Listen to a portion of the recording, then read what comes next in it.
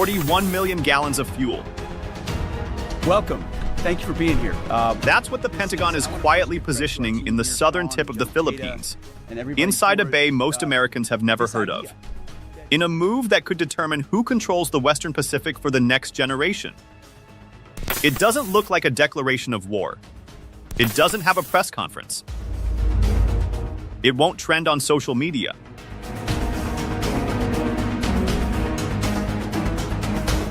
But make no mistake, this is one of the most strategically significant logistics decisions Washington has made in the Indo-Pacific in a decade.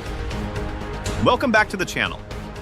I'm going to walk you through what just happened, why it matters, and why the entire arc of this story, from the burning towns of Myanmar to the contested shoals of the South China Sea, all points to one conclusion.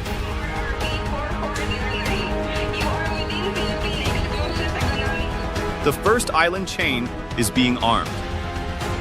Quietly, deliberately, and now, fuel.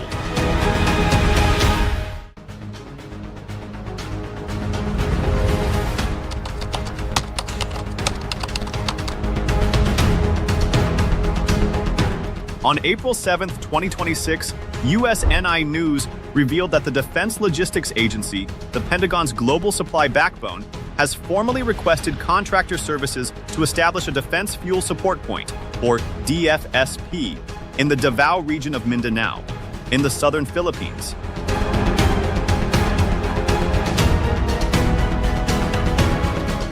Let me give you the numbers, because in logistics, numbers tell the story. The facility is envisioned to hold 548,000 barrels, roughly 23 million gallons, of naval distillate fuel F-76, the grade used to power U.S. destroyers, frigates, and amphibious assault ships. Another 429,000 barrels, approximately 18 million gallons, of aviation-grade JP-5, which powers carrier-based jet aircraft like the F/A-18 Super Hornet and the F-35C. Total throughput capacity?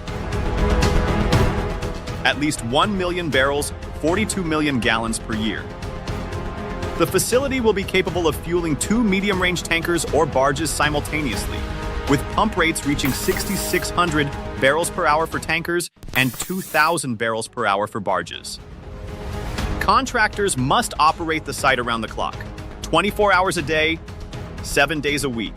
Operations are expected to begin in April 2028, running through at least October 2031, with options extending to 2035.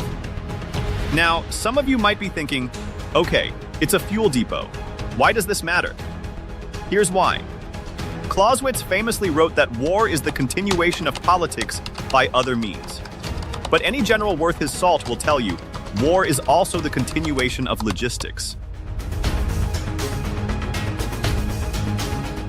Napoleon said armies travel on their stomachs. In the 21st century Pacific, navies travel on fuel. And right now, the United States has a fuel problem.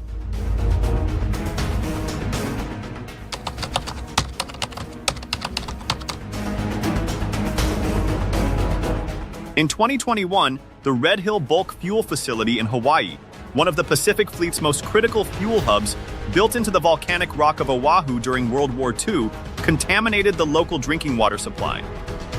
The political fallout was catastrophic. The facility was permanently shut down. Think about what that means strategically. The U.S. Navy lost one of its most secure, geographically central fuel reserves in the entire Pacific. And here is a number that should make every defense planner pause. The distance from the U.S. West Coast to the South China Sea is approximately 7,000 nautical miles. In a conflict scenario, getting fuel from the continental United States to a warfighting theater in the Western Pacific without forward depots is simply not realistic at the pace modern warfare demands. Military analysts call this the tyranny of distance. The Davao DFSP directly addresses that tyranny. Placed inside the Gulf of Davao, it sits adjacent to the Sulu Sea, one of several critical waterways that U.S. carrier strike groups and amphibious assault ships use to transit in and out of the first island chain. It gives American warships a southern fueling option, away from the South China Sea, facing ports of Subic Bay and Manila, which in a conflict with China could be exposed, targeted, or blocked within hours.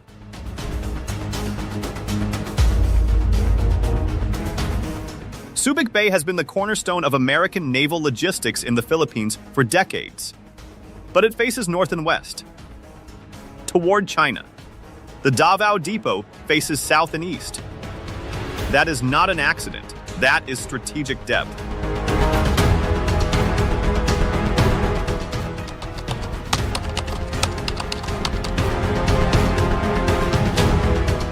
To understand why Davao matters, you need to understand the first island chain. This is the string of archipelagic nations: Japan, the Ryukyu Islands, Taiwan, the Philippines, and down into Indonesia and Malaysia that forms a geographic barrier separating China's coastal waters from the open Pacific Ocean. It stretches like a crescent from the northern tip of Hokkaido all the way down to Borneo.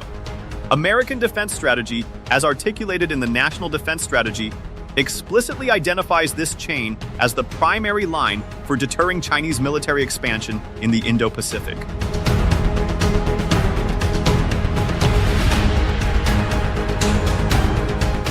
The logic is simple. If China's Navy, the People's Liberation Army Navy, the PLA, cannot break through the first island chain, it cannot project power into the Pacific at large. It cannot threaten Hawaii, Guam, or ultimately the American homeland.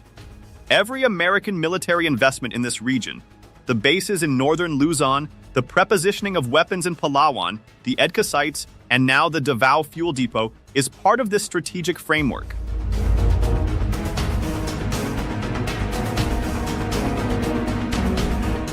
As the War on the Rocks analysis published in March 2026 put it, dispersed logistics determines staying power. Fuel, munitions, spare parts, and runway or port repair under attack conditions define endurance. That is exactly what Davao provides. And Davao is not alone.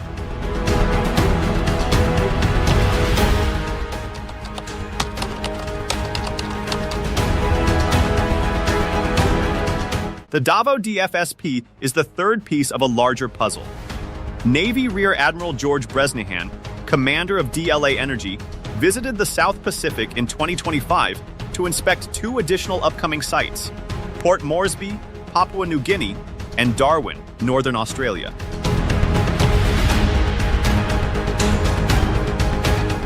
The DLA's own statement on Port Moresby declared, Papua New Guinea is located significantly closer than Hawaii to national security interests across the Indo-Pacific region. An additional DFSP at this location will provide warfighters with a more readily accessible fuel supply line.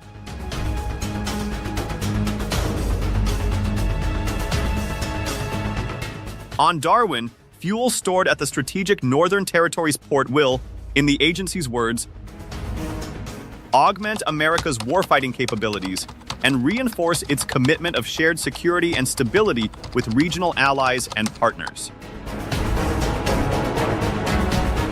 Map this out, and you begin to see the architecture. Darwin in the south, Port Moresby in the southeast, Davao in the north, inside the Philippines. Together, they form a southern logistics corridor that runs entirely outside the South China Sea, outside the range of Chinese anti-ship missiles based on the artificial islands in the Spratlys.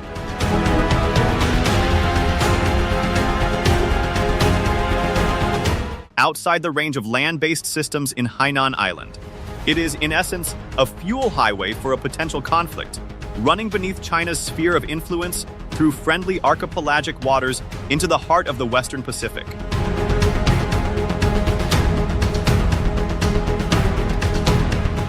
John Mearsheimer, the father of offensive realism, has long argued that great powers do not prepare for conflicts they don't believe are possible. When you see this level of logistical investment, synchronized, multi-node, multi-nation, you are watching a great power prepare.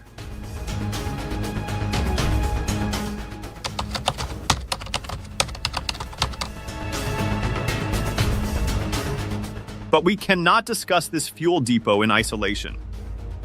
Because the country hosting it, the Philippines, is living through the most turbulent geopolitical moment in its modern history.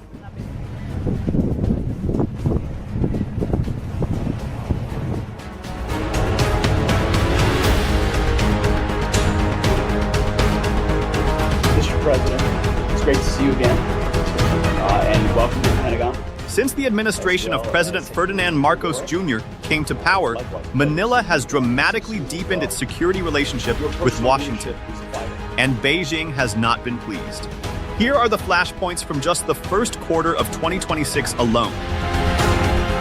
March 7th, a Chinese corvette directed its fire control radar, that's the targeting radar you use before you shoot, at the Philippine frigate BRP Miguel Malvar near Sabina Shoal. Manila called the act alarming and provocative. March 18th, for the first time in history, Chinese Air Force aircraft challenged a Philippine Coast Guard patrol plane near disputed Scarborough Shoal.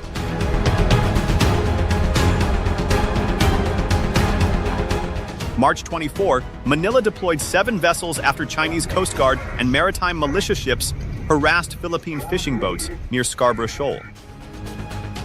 Late March, the Philippine tank landing ship Benguet and a Chinese guided missile frigate came dangerously close to collision near Thitu Island in the Spratlys, with both sides blaming the other. And this is not happening in a vacuum. It is happening while the Philippines holds the ASEAN chairmanship in 2026, while Manila is pushing for a binding South China Sea Code of Conduct.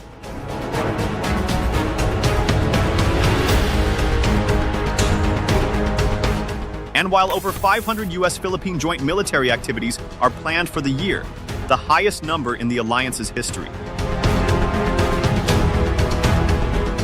As UPI reported in January 2026, plans for those 500-plus activities represent a significant escalation in tempo and scope, even in the absence of a single marquee exercise, encompassing everything from staff-level planning and logistics coordination to maritime domain awareness, coastal defense, drills, and repeated operational rehearsals across air, land, and sea domains.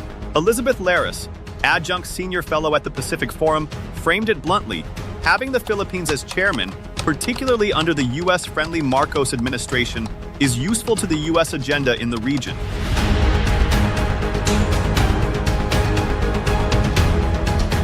And yet, within the Philippines, this relationship creates profound political tension.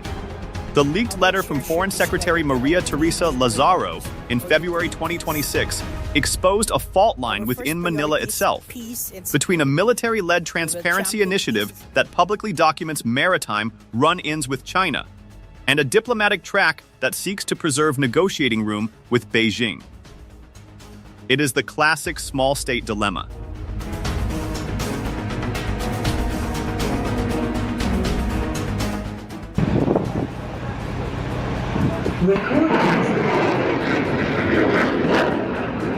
Caught between two superpowers, needing Washington's military guarantee, needing Beijing's economic participation, and trying desperately to maintain sovereignty in both directions.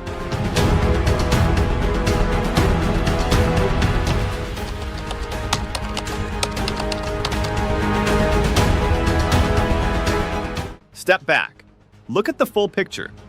You have a first island chain being slowly but systematically armed, fueled, and fortified by the United States and its partners. You have China building artificial islands in the Spratlys, conducting the first-ever airspace challenges against Philippine patrol aircraft. Building what the Asia Maritime Transparency Initiative identified in March 2026 as potentially the largest man-made feature in the entire South China Sea, at Antelope Reef in the Paracels. You have Myanmar slipping into Beijing's orbit on the mainland, closing the western flank. You have a global energy shock from U.S.-Iran conflict disrupting oil supplies, with Philippine President Marcos declaring a national energy emergency, driving Manila and Beijing into uncomfortable conversations about joint South China Sea oil and gas exploration, even as their navies nearly collide.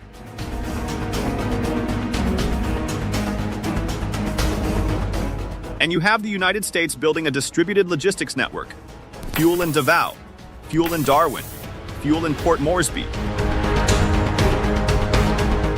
Designed to sustain warfighting operations from the south, outside Chinese anti-access and area denial range. This is what geopolitical competition looks like in the 21st century. It doesn't always begin with aircraft carriers. Sometimes it begins with 548,000 barrels of F-76 naval fuel in a bay in Mindanao. The philosopher of war, Sun Tzu, wrote, "Every battle is won before it is ever fought."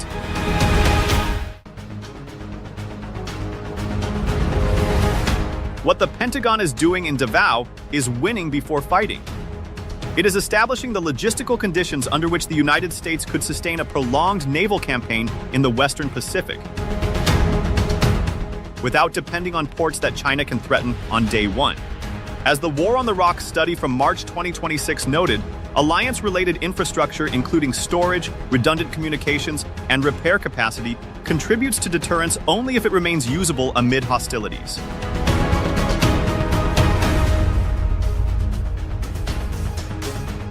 Subic Bay might not be usable in hour one of a conflict. Manila Port might be blockaded, but Davao, sitting inside the Gulf of Davao, accessed through the Sulu Sea, away from Chinese missile batteries in the north, that could still be running.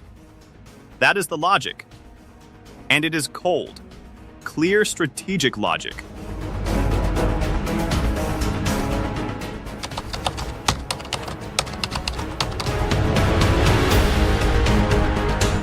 Let me leave you with this. A fuel depot in Davao does not make war inevitable. It may in fact make war less likely, because deterrence works when the adversary calculates that the cost of aggression exceeds the potential gain. A United States that can sustain a Pacific campaign for months, fueled from hardened, dispersed southern logistics nodes, is a United States that is harder to coerce. As Professor Joseph Nye, the architect of the concept of soft power, has argued, the credibility of hard power is itself a form of soft power. It signals resolve. And resolve, communicated clearly and structurally, can prevent the miscalculations that start wars. But let me also be honest with you. The Philippines is a sovereign nation with deep and complicated relationships with both Washington and Beijing. The domestic political debate in Manila about EDCA sites, about Chinese economic partnership, about the leaked diplomatic letters, and the competing voices of military transparency versus diplomatic discretion reflects real tensions within Philippine society. President Marcos has navigated these tensions with considerable skill. But the pressure is immense. Every Chinese water cannon fired at a Philippine fishing boat is a test of Philippine sovereignty and American credibility. Every fuel barrel stored in Davao is an answer to that test.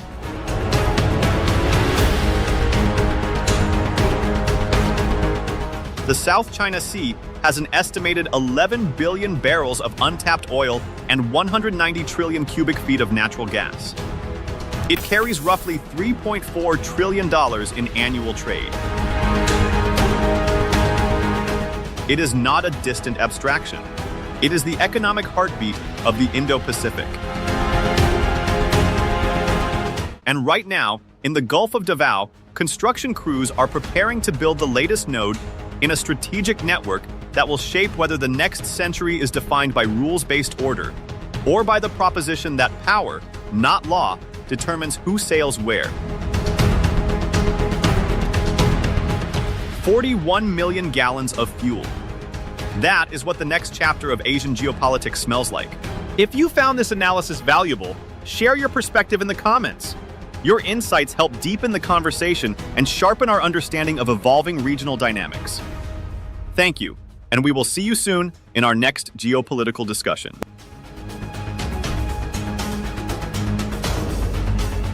The Pentagon has proposed to open a new fuel depot in southern Philippines by 2028. The Philippine military welcomes this development.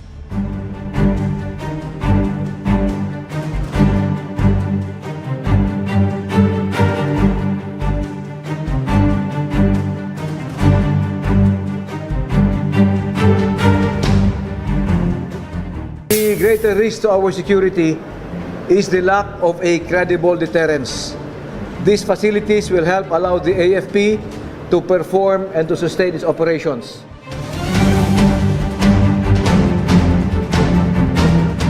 Imagine a warship, big, powerful, loaded with missiles.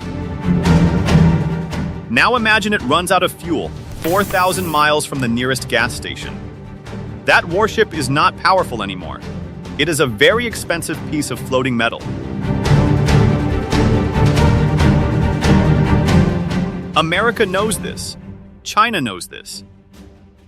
And that is exactly why what just happened in the Philippines matters more than any fighter jet or military exercise you have heard about this week.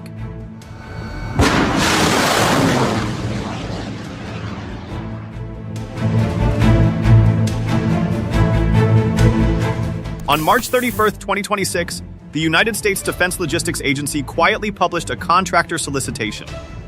No press conference, no headlines, just a simple government notice looking for bids to build a fuel depot along the western coast of the Davao Gulf in Mindanao, Philippines. 977,000 barrels of capacity, 41 million gallons of naval and aviation fuel. Operational by April 2028.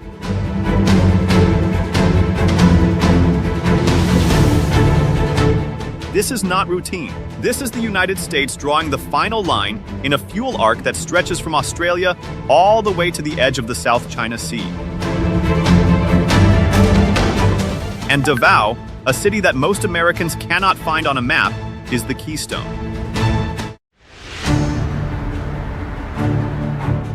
If America's biggest weapon is not a missile, it's a fuel pump, then subscribe.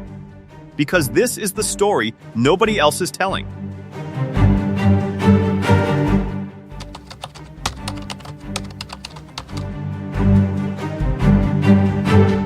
Here is a fact that keeps American military planners awake at night. Hawaii, America's main Pacific hub, is 5,300 miles from the South China Sea. That is roughly the distance from London to New York. Twice.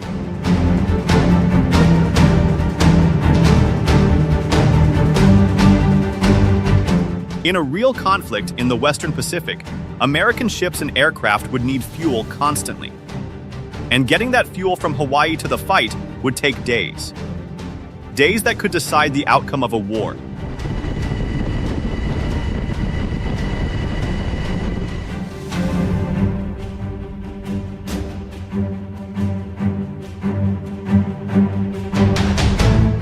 The Pentagon has a term for this problem. They call it the tyranny of distance. For decades, America's answer was one massive facility in Hawaii, the Red Hill Bulk Fuel Storage Facility. Built during World War II, buried in volcanic rock, it once held 250 million gallons. It was America's fuel vault for the entire Pacific. Then it leaked. In 2021, fuel from the aging facility contaminated the water supply of over 93,000 people on Oahu. Military families, civilians, children. People reported rashes, vomiting, neurological symptoms. The Navy initially resisted. Then the investigations began. Then the defueling orders came. By 2024, Red Hill was empty. America's great Pacific fuel reserve was gone. And Washington had to build something smarter. Something that could not be destroyed by a single Chinese missile strike.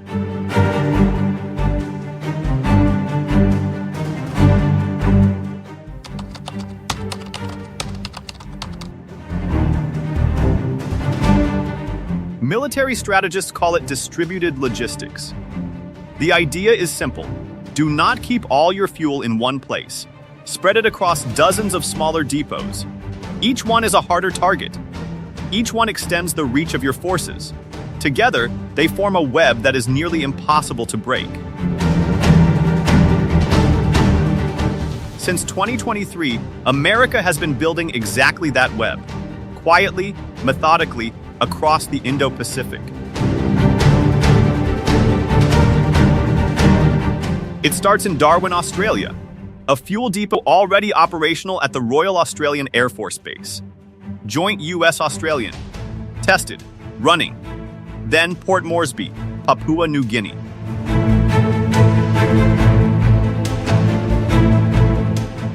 As discussed, we're facing a profoundly consequential moment here in the Indo-Pacific and accordingly in the world.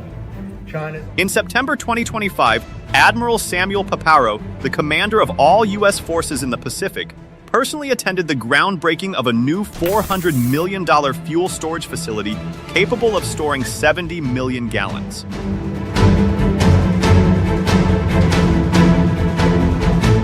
The U.S. ambassador called it one of the most consequential developments in our security partnership in the last 80 years.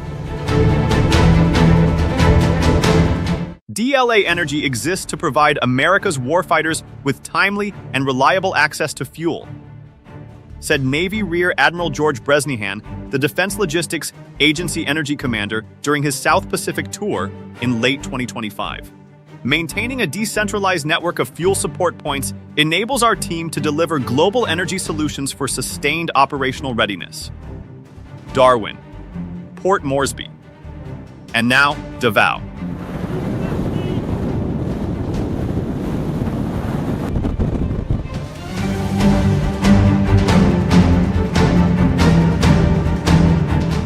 Points. 1 arc. All positioned southeast of the first island chain, out of range of China's medium-range missile arsenal, but close enough to sustain American forces operating deep in the contested Western Pacific.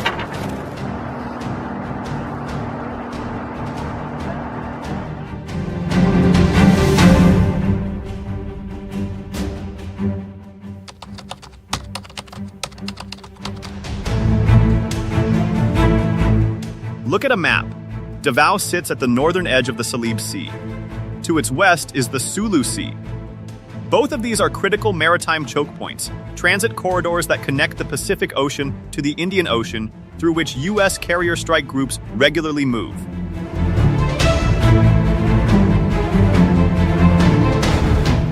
The strategic consideration of a forward-based refueling hub in the Gulf of Davao is a tactical realignment and quick access to the Sulu Sea and Salib Sea, which are vital transient routes for commercial and military vessels, said Professor Chester Cabalza, founder of the International Development and Security Cooperation think tank in Manila.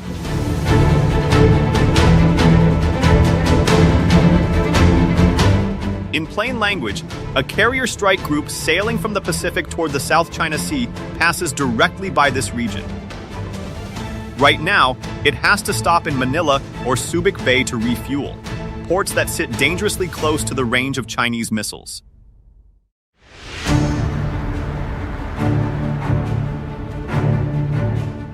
The Davao Depot changes that calculation entirely. Once activated, as USNI News reports, the Davao DFSP will enable U.S. naval vessels to receive fuel products at an alternative point away from the South China Sea facing ports of Subic and Manila, which may be exposed in a potential conflict with China.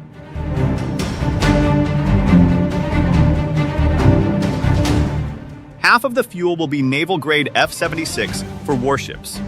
The other half will be aviation-grade JP-5 for carrier-based aircraft. This is not logistics support for peacetime exercises. This is war readiness fuel, pre-positioned for a contingency. And in a war, that distinction matters enormously.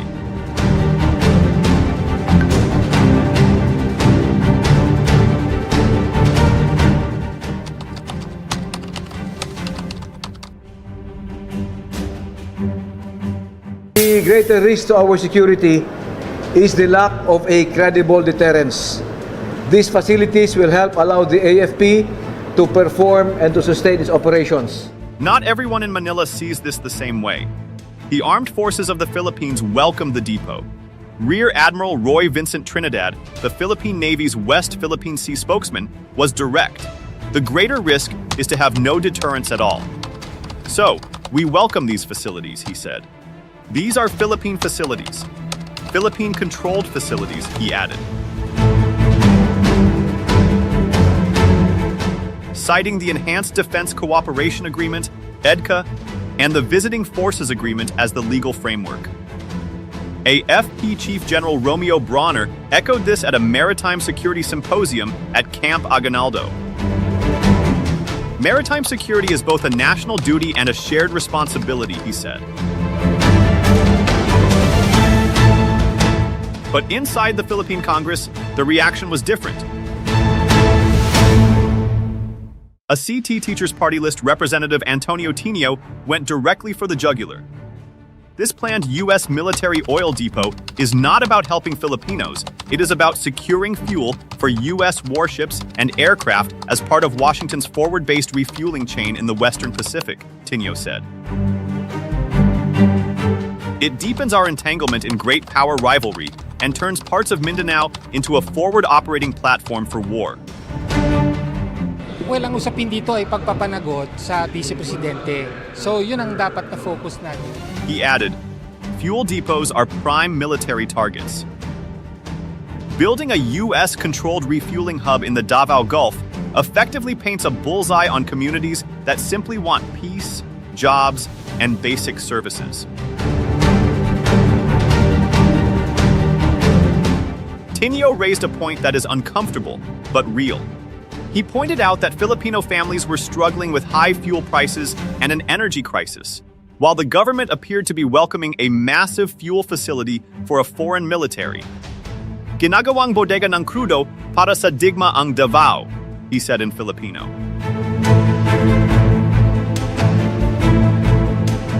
Davao is being turned into a crude warehouse for war. This tension between strategic deterrence and sovereign risk is not unique to the Philippines. It is the permanent condition of every small nation caught between great powers. And it has no clean answer.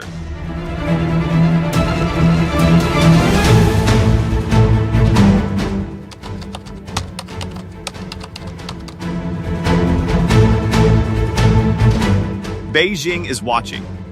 China has spent the last decade building the most sophisticated anti-access area denial network in military history. It is called A2AD, and its purpose is simple: to keep American forces so far from China's coastline that, in a conflict, the U.S. cannot intervene in time. At the center of this strategy is the missile. China's DF-21D anti-ship ballistic missile, the so-called carrier killer, has a range of roughly 900 miles. Its DF-26 reaches further still, perhaps 2,500 miles. These weapons are designed to hold American carriers, bases, and fuel depots in the Philippines at risk. But Davao sits outside the reliable strike envelope of China's medium-range systems, just barely.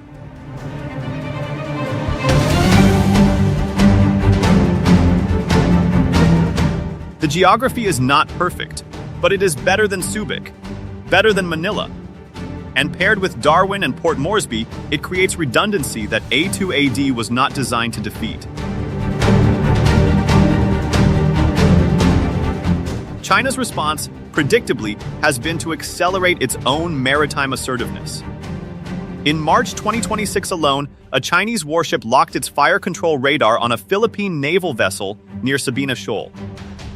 Chinese Coast Guard ships fired flares directly at Philippine patrol aircraft over Panganiban Reef.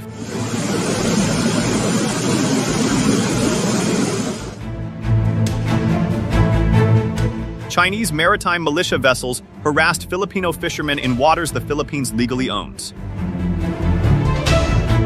The message from Beijing is consistent: this is our backyard. Back off. The message from Washington, written not in press releases but in contractor bids and fuel specifications, is equally clear: we are staying. We are fueling up. And we are not going anywhere.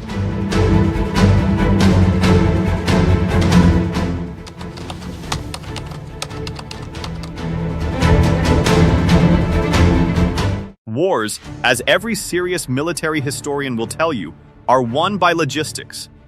Not by the fighter with the most courage, not by the general with the most brilliant plan. By the army that can keep its men fed, its tanks fueled, and its ammunition flowing, longer and better than the other side.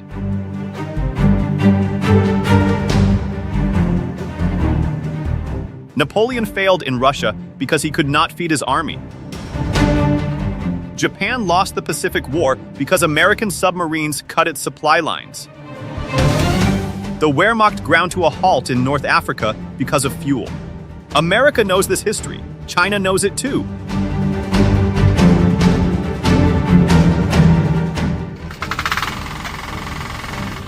What Washington is building right now, quietly, methodically, through Defense Logistics Agency contractor bids and bilateral defense agreements, is not a forward base for aggression.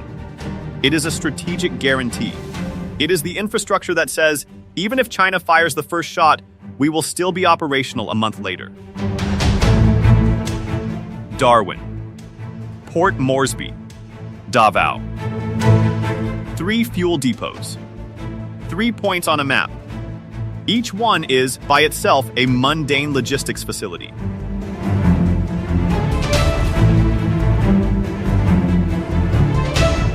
Together, they represent something else entirely. They represent the conclusion, drawn in Washington after careful deliberation, that the most important military question of the next 20 years is not who has the most missiles, but who can keep fighting when the missiles run out. America's answer is us, because we will have the fuel.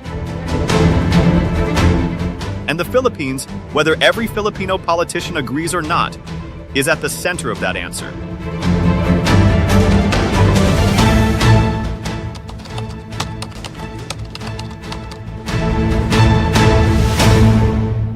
Here is what we know. On March 31st, 2026, a government contractor notice appeared on a U.S. Defense Agency website. It asked for bids on a fuel depot in Davao del Sur. Most people never read it. Most people never will. But in that dry, bureaucratic document was a decision that will shape the South China Sea for decades. The U.S. Air Force can fly its F-22s to Basa Air Base. The U.S. Navy can sail its destroyers through the West Philippine Sea. The U.S. Army can run its exercises at Clark. But none of that power means anything if the fuel runs out on day 6 of a conflict.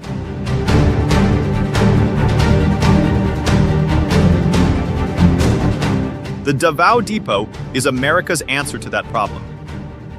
It is unglamorous. It is unsexy. It will never trend on social media.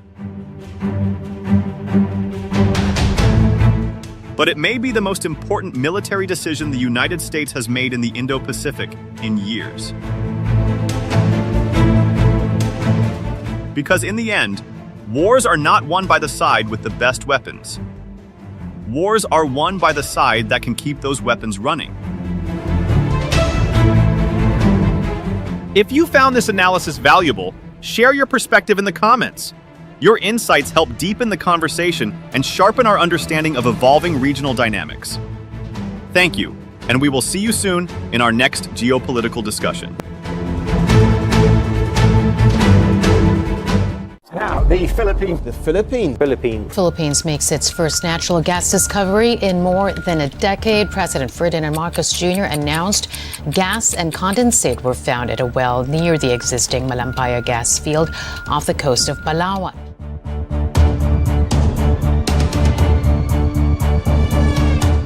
I am pleased to inform everyone that for the first time in over a decade, a significant natural gas discovery has been made. The discovered reservoir, called Malampaya East 1 or MAE-1, is located about 5 kilometers east of the existing Malampaya field.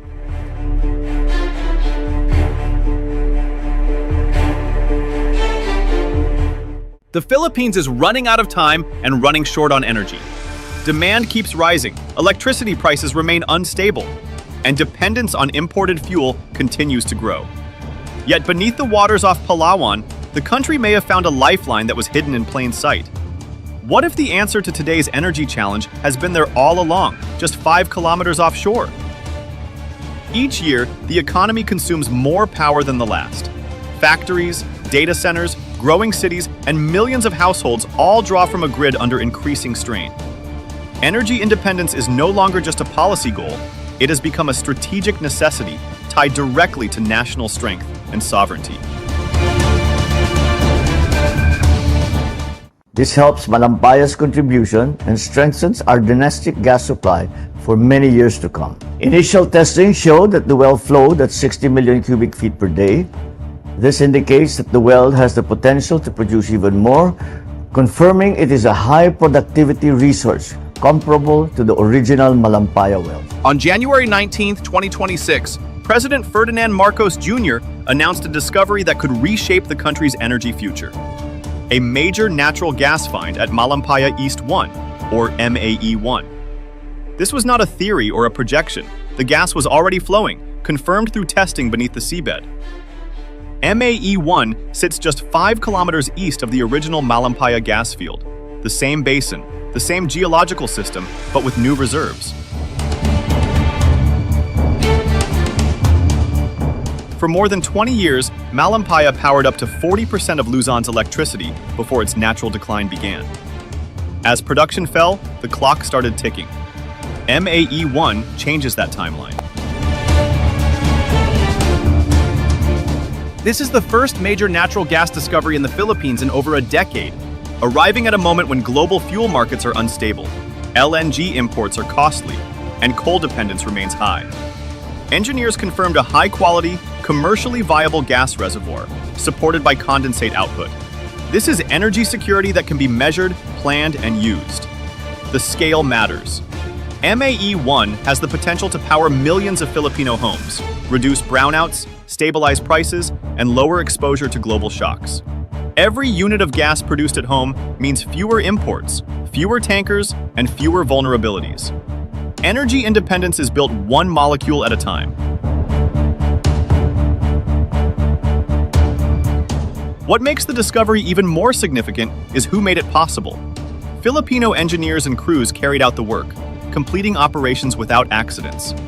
This was not just energy found in Philippine waters, it was built through Philippine capability. Across Southeast Asia, countries are racing to secure gas supplies as the energy transition tightens markets. With MAE-1, the Philippines re-enters that race not as a buyer, but as a producer. The next decade will determine how affordable power remains, how competitive industries stay, and how stable the grid becomes. MAE-1 arrives just as that decisive window opens.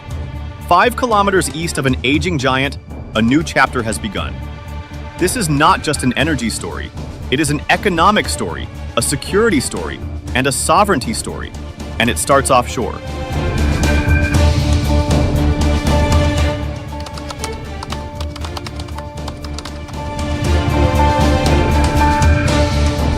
Off the western edge of the Philippines, beyond the well-known tourist coasts of Palawan, lies one of the country's most important energy assets. Hidden beneath the sea, the Malampaya gas field quietly powered the nation for years.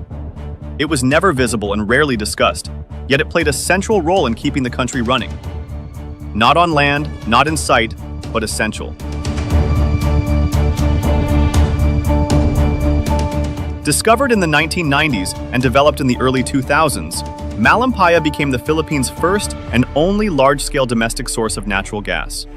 For more than 20 years, gas flowed from the seabed through underwater pipelines to power plants in Luzon. This was energy produced within Philippine waters, supporting homes, businesses, and industries without relying on overseas fuel. At its peak, Malampaya supplied up to 40% of Luzon's electricity. Entire cities depended on it, factories operated, hospitals stayed powered, and homes remained lit because of one offshore field. When Luzon had stable electricity, Malampaya was often the reason. But gas fields naturally decline. After more than 2 decades of steady production, Malampaya began to slow as pressure dropped and output fell. The impact was felt across the power system, revealing how much the country depended on a single source.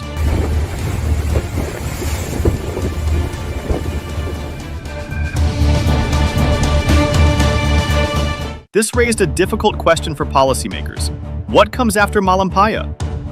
The wider energy picture made that question even more urgent. The Philippines remains one of Southeast Asia's most coal-dependent countries, relying heavily on imported fuel. This exposes the country to global price swings and supply disruptions, driving up electricity costs even when demand does not change. Each shipment of imported coal adds risk. Natural gas offers a practical alternative. It burns cleaner than coal, produces fewer pollutants, and helps balance the grid when renewable energy fluctuates. As Malampaya declined, LNG imports filled part of the gap, preventing shortages but increasing exposure to global markets. Imported gas can help in the short term, but it cannot deliver real energy independence. That is why attention returned to the waters off Palawan. Beneath the same seabed that once sustained Malampaya, new potential remained. This time, the need was clearer, the risks were higher, and the timing was critical.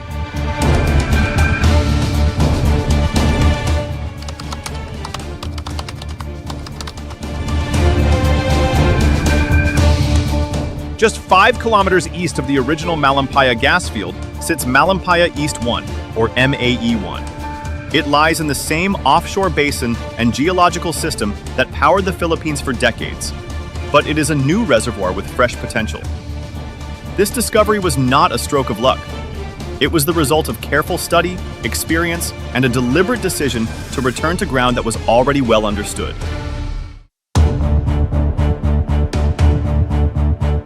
Early estimates show that MAE-1 holds about 98 billion cubic feet of natural gas, enough to generate roughly 14 billion kilowatt-hours of electricity each year. That amount of power could supply around 5.7 million homes for a full year. These figures translate into real impact. Millions of households supported, and a meaningful boost to the national power supply from a single offshore well. The technical achievement behind MAE-1 is just as significant. The well was drilled in deep water off Palawan, under demanding conditions that required precision, strong safety standards, and experienced teams. Flow tests confirmed its strength, with initial output of around 60 million cubic feet of gas per day, showing that this is a solid, commercially viable discovery. The presence of condensate further improves the project's value and resilience. Strategically, MAE-1 arrives at the right time. As the original Malampaya field continues to decline, this new discovery helps extend domestic gas production, stabilizes supply, and reduces dependence on imports. It also offers environmental benefits, emitting fewer pollutants than coal while supporting reliable power generation. More than just a new well, MAE-1 represents continuity and choice, a reminder that the Philippines still has room to shape its own energy future.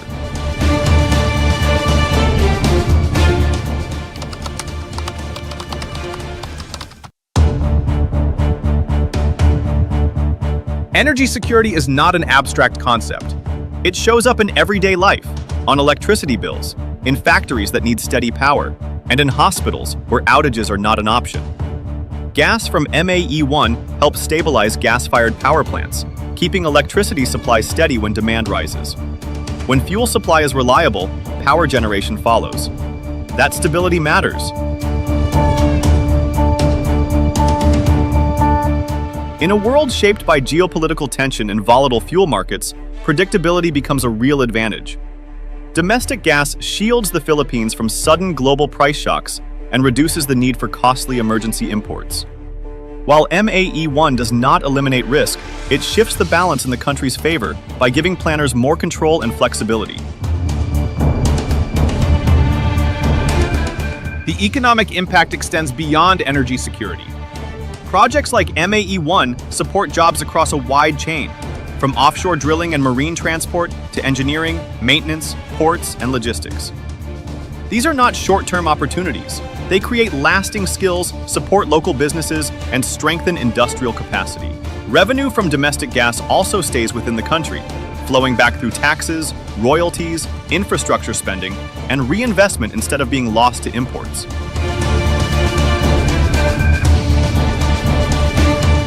Reliable energy also delivers clear social benefits.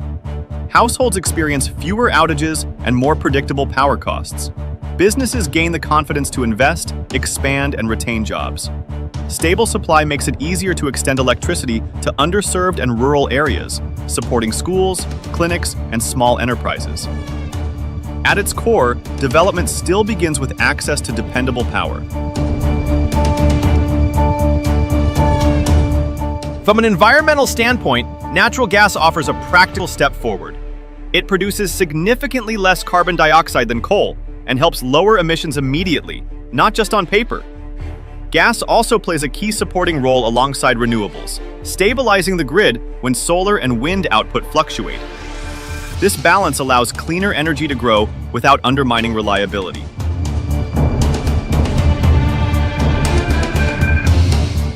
Finally, responsible extraction underpins the entire transition. The MAE-1 drilling campaign was completed without accidents, reflecting strong safety standards in a high-risk offshore environment. Strict environmental safeguards and monitoring were applied throughout the process, protecting sensitive ecosystems and ensuring long-term viability. In energy development, cutting corners rarely saves time or money. It almost always costs more in the end.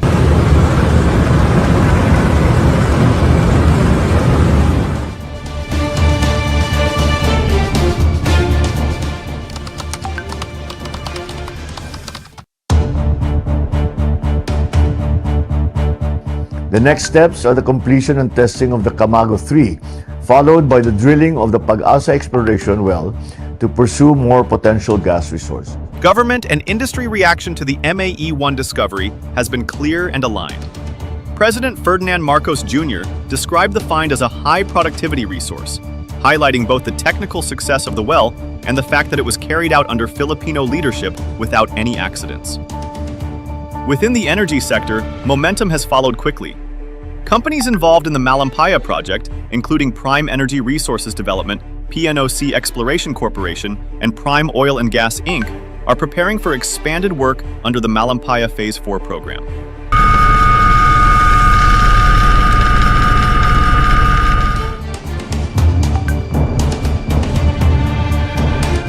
Follow-on wells and appraisal activities are intended to fully define the resource and move it efficiently into existing infrastructure. At the policy level, MAE-1 is likely to influence how the country plans its energy future.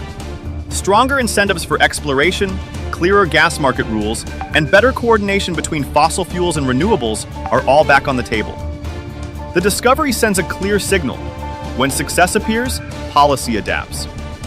MAE-1 demonstrates that the Philippines can still find energy, develop it responsibly, and use it strategically, reclaiming not just supply, but control over its own energy choices.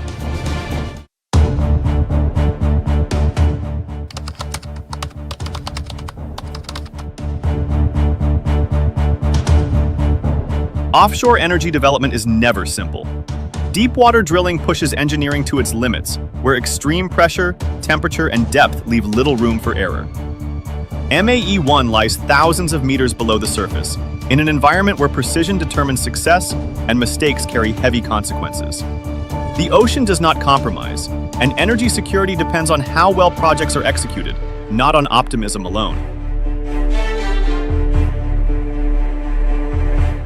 Every offshore well brings technical risk. Narrow drilling margins, high-pressure reservoirs, and complex subsea systems mean that a single misstep can delay timelines or erase hard-won gains. Deepwater projects are also expensive. Rigs, support vessels, and safety systems demand large investments, and delays quickly multiply costs. Discovering gas is only the first step. Developing it responsibly is the real challenge. Market forces add another layer of uncertainty. Global natural gas prices shift constantly, shaped by geopolitics, weather patterns, and competing demand from major markets.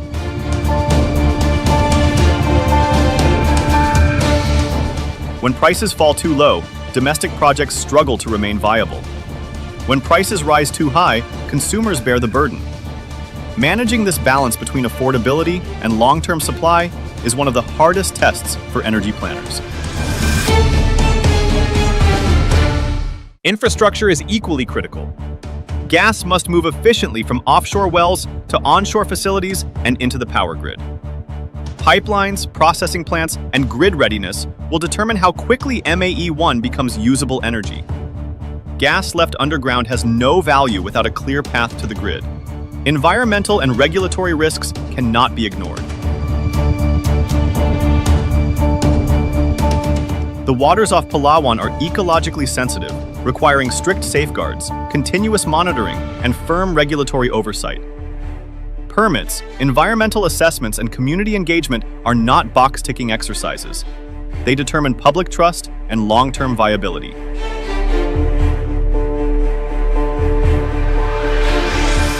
Sustainable energy development depends on getting these right every time, because speed without stewardship ultimately leads to failure.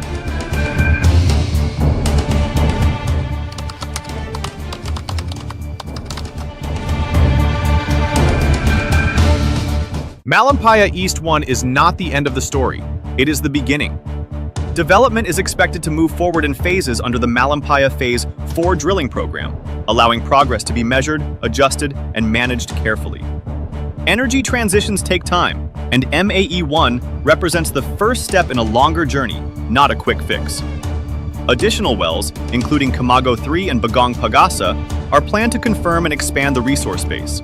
Each successful well reduces uncertainty and strengthens confidence in the field's long-term potential. As testing continues, timelines for tying new production into existing infrastructure become clearer. Phased development allows flexibility, helping limit risk while ensuring steady progress. Success at MAE-1 also changes how the broader Malampaya area is viewed. Geological confidence increases, and prospects once considered marginal are being reassessed.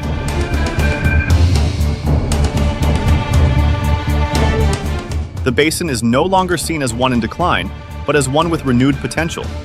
One proven discovery can reshape how an entire block is evaluated.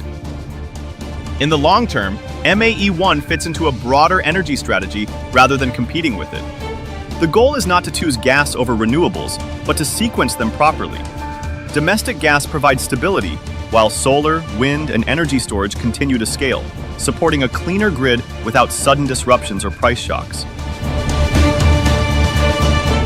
By smoothing volatility and strengthening supply control, MAE-1 gives the Philippines greater leverage in planning its energy future.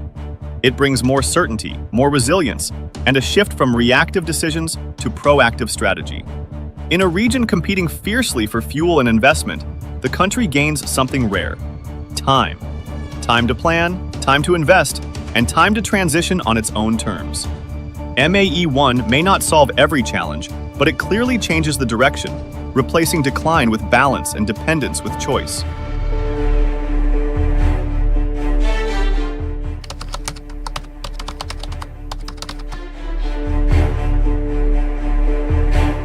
The discovery at Malampaya East 1 marks a defining moment in the Philippines' energy story, unlocking new domestic resources that can reinforce energy security, underpin economic expansion, and support a more realistic transition toward cleaner power generation.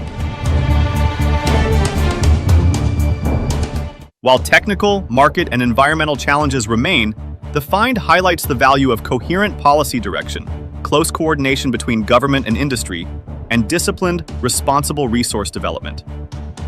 As the country looks ahead, the true measure of this discovery will lie in how effectively it is managed, ensuring that energy development proceeds with environmental care and delivers broad, equitable benefits to Filipino households, communities, and the national economy. If you found this analysis valuable, share your perspective in the comments. Your insights help deepen the conversation and sharpen our understanding of evolving regional dynamics. Thank you, and we will see you soon in our next geopolitical discussion.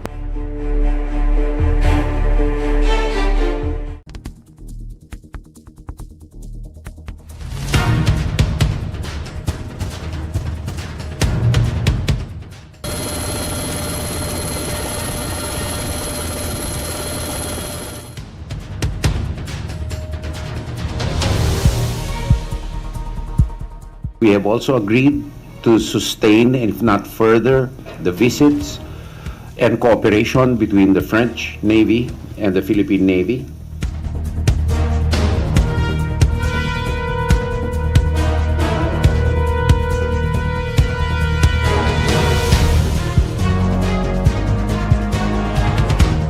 The size of China's displacement of the world balance is such that the world must find a new equilibrium, Lee Kuan Yew once warned.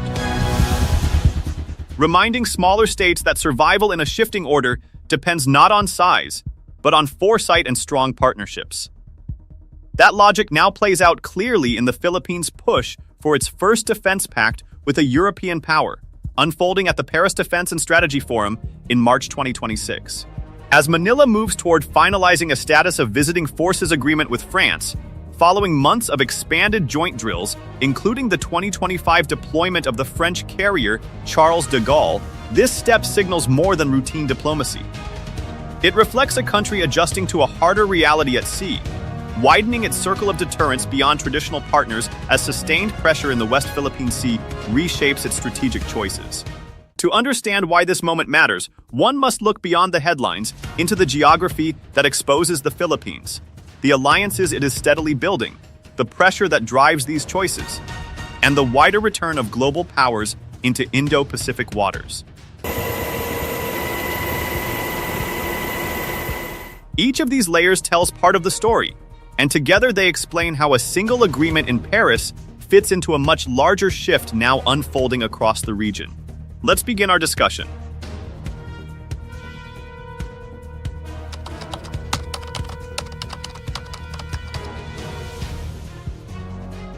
Great powers seek partners when the balance of power begins to shift against them, John Mearsheimer once observed, capturing a truth that echoes far beyond major powers alone.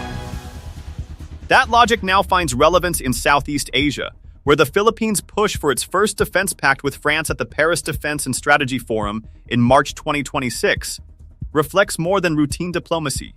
It reflects pressure accumulated over years, tensions at sea, repeated confrontations in contested waters, and the growing realization that security in the Indo-Pacific is no longer a temporary challenge, but a permanent condition.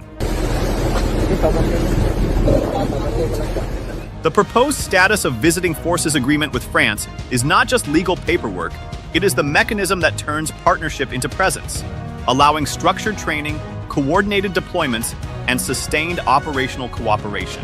What makes this moment stand out is timing and momentum working together.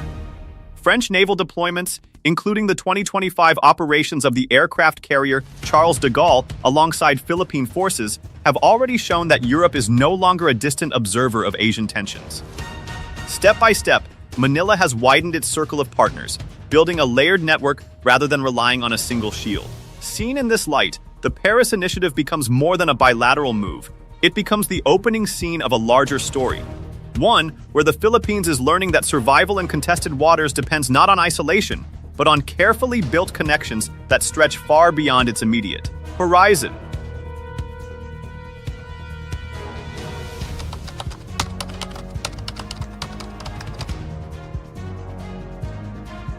Geopolitics at its core begins with the map. As Robert D. Kaplan often reminds readers, geography does not argue, it simply sits there, shaping decisions whether leaders like it or not. The Philippines is a perfect example of this quiet but relentless force. Stretching across more than 7,600 islands, the country sits on the eastern rim of the South China Sea, facing waters that carry nearly 1/3 of global maritime trade every year. These are not empty seas. They are crowded highways of oil tankers, cargo vessels, and naval patrols. Beneath those same waters lie rich fishing grounds that feed millions and energy deposits long believed to hold significant gas reserves. That is the blessing. The exposure, however, lies in the same geography. Places like Second Thomas Shoal and Scarborough Shoal are not distant dots on a chart. They sit along key approaches that shape movement across the wider region.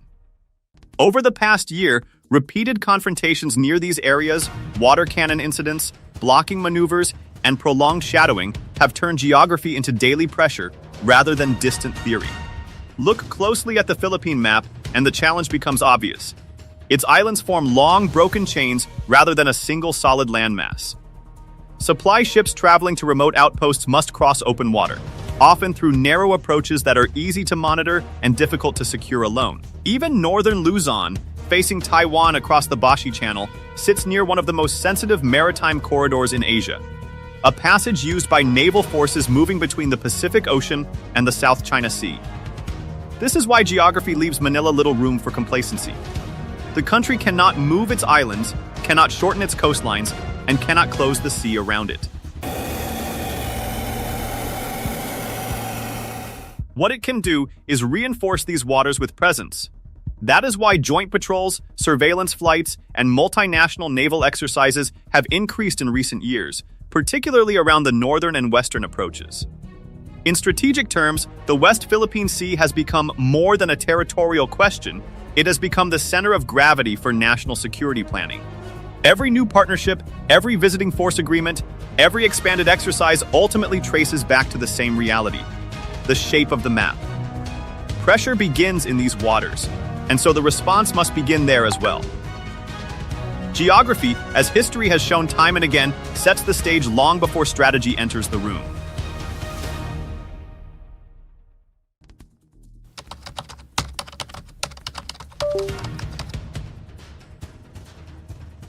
Diplomats often say that alliances are not built in calm waters. They are built when pressure begins to rise. Philippine defense leaders have echoed a similar line in recent years. Security today is no longer about standing beside one partner, but about standing within a network. That shift is now visible. The Philippines is no longer building its defense posture around a single pillar. It is practicing what strategists call external balancing, a simple but powerful idea in security policy. Spread the risk, build layers, make deterrence collective. The United States remains the anchor under the Mutual Defense Treaty, but the web has widened.